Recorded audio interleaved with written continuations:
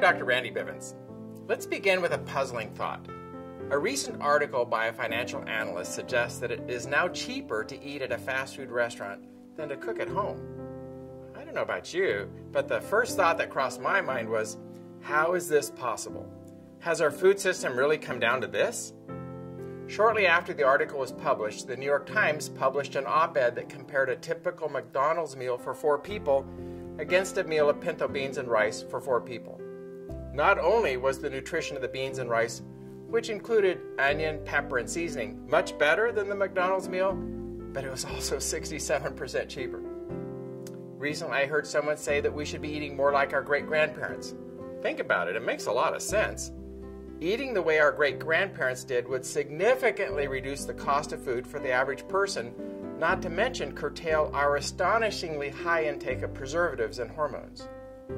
Take my great-grandmother, for example. Nearly all of the meals she created were made using her old wood stove. She canned hundreds of quarts of fruits and vegetables, usually plucked from her very own garden. Not only that, she and my great-grandfather could probably count on their hands the number of times that they dined at restaurants each year. She and my great-grandfather would eat a huge breakfast, a large lunch, and a fairly small meal in the late afternoon.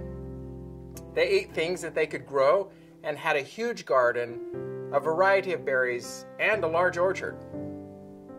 The goal for those of us trying to maintain or improve our health is to prepare most of our foods from ingredients that are healthy.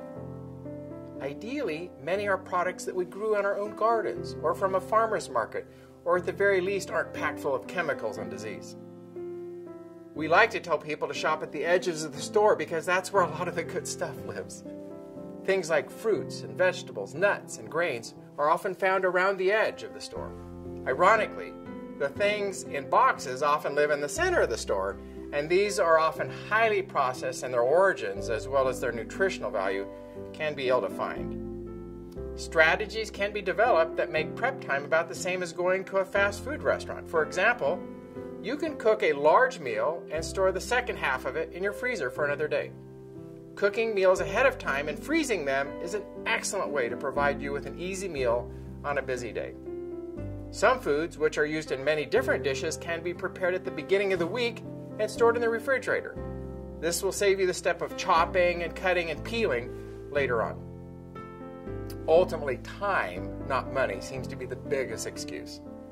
People state that they simply do not have time to eat right. They're too busy to shop for food and fix it for themselves. If you're part of this group, consider this.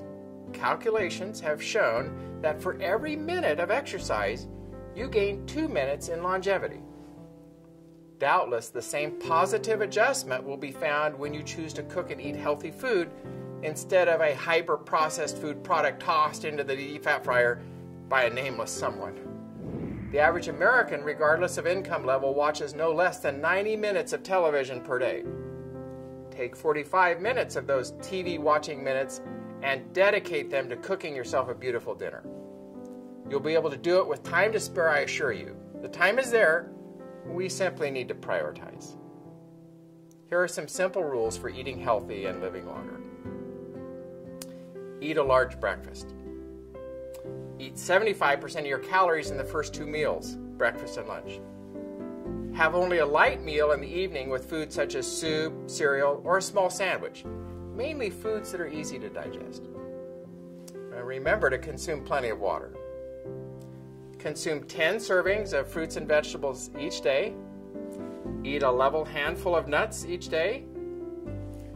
20% of all calories now come from snack foods in America. Eliminate snacks. Choose whole grains, whole wheat bread, whole grain cereals, and brown rice. Avoid sugar-sweetened beverages, including fruit juice.